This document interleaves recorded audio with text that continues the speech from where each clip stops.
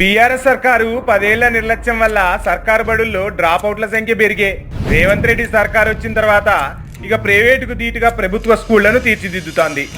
ఇక అదే టైంలో ఇష్టారాజ్యంగా ఫీజులు గుంజే ప్రైవేట్ స్కూళ్ల దందాకు కూడా బ్రేకులేస్తోంది రేవంత్ సర్కారు.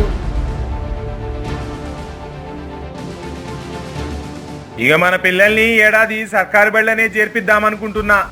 ఏమద్దు, ప్రైవేట్ స్కూల్స్ లో చేర్పిద్దాం. ఫీజు ఇబ్బంది అయితే నేను కూడా జాబ్కు పోతా.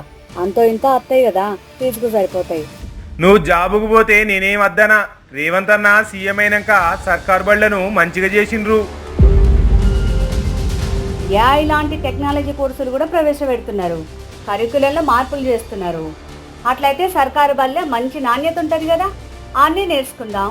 పిల్లలకు సర్కారు బడిలో మధ్యాహ్న భోజనం కూడా పెడుతున్నారు, యూనిఫామ్ ఇస్తున్నారు. ఇక అంతేకాదు, ప్రైవేట్ స్కూళ్ల ఫీజు దందాకు రేవంత్ అన్న సర్కార్ బ్రేకులేస్తాంది. ఫీజుల నియంత్రణ ముసాయిదా చట్టం కూడా చేసింది. ఇప్పటికే మీటింగ్లు అవుతున్నాయి. ఇష్టం వచ్చినట్టు ఫీజులు గుంజుదామంటే కుదరదు. ఈ ప్రైవేట్ స్కూళ్లు ఫీజు దోపిడీ గురించి ఎంత చెప్పినా తక్కువే. ఇప్పుడు రేవంత్ అన్న సర్కార్ ప్రైవేట్ స్కూళ్ల దోపిడీకి బ్రేకులేస్తుందన్నట్టు.